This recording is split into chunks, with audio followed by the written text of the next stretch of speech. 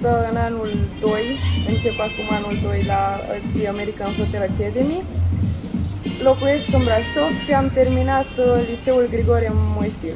Lucrez în departamentul S&B la Atlantica Imperial.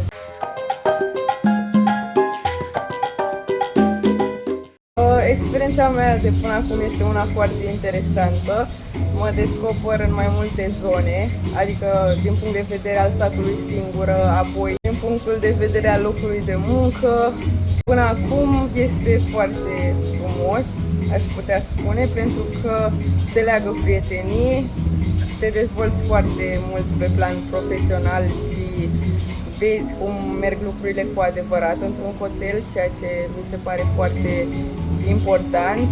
Ai ocazia să vezi în realitate diferite situații și modul în care managerii aleg să se confrunte cu ele. Și cred că din asta avem foarte multe de învățat și mi se pare că această oportunitate de a vedea realitatea și nu doar teoria pe care ne oferă American Hotel Academy este extraordinară. De obicei, când am muncă, mă trezesc, mă pregătesc pentru muncă și vin aici.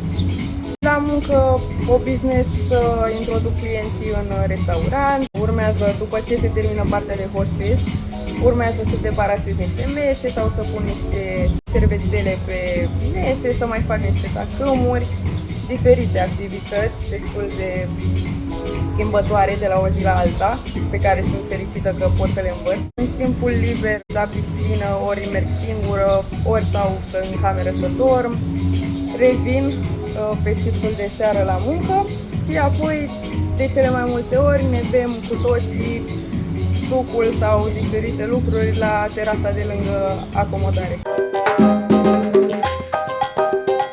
Sincer, nu am plecat cu niciun fel de așteptare. Îmi doream doar să fie frumos și să vin acasă fericită că am trecut prin asta.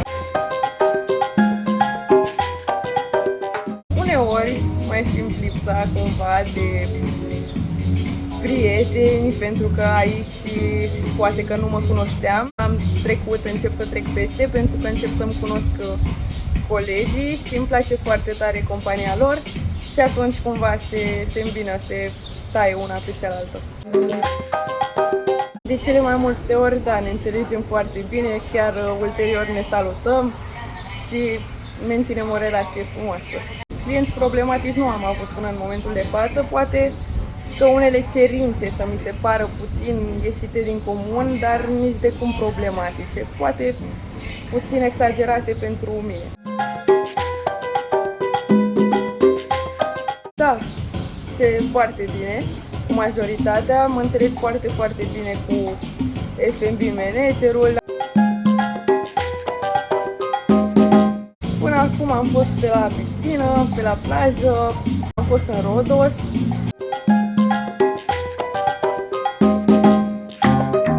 Cred că am dezvoltat destul de multe. Abilitatea de a mă întrece limitele, cea care mi se pare foarte importantă. Am avut multe momente până acum în care probabil simțeam că nu mai fac față, dar am continuat și reușeam să mă bucur. Și foarte multe abilități practice, adică am învățat foarte multe lucruri legate de domeniul în care lucrez, de la pusul șervețelelor pe masă, până la tacâmuri, până la